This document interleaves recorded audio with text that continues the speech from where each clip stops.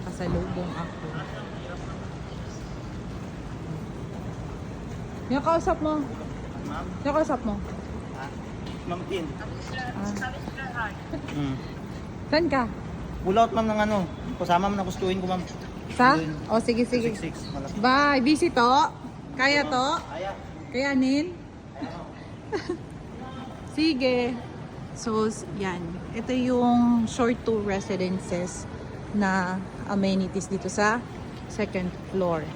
Kapag ka nag-stay ang guest, pwede siyang gumamit ng swimming pool. Magcha-charge lang 150 for regular days and 300 kapag ka holiday. So ngayon, close ang area na to for maintenance. Ayan. Pupuntahan ko yung isang unit na naka long stay.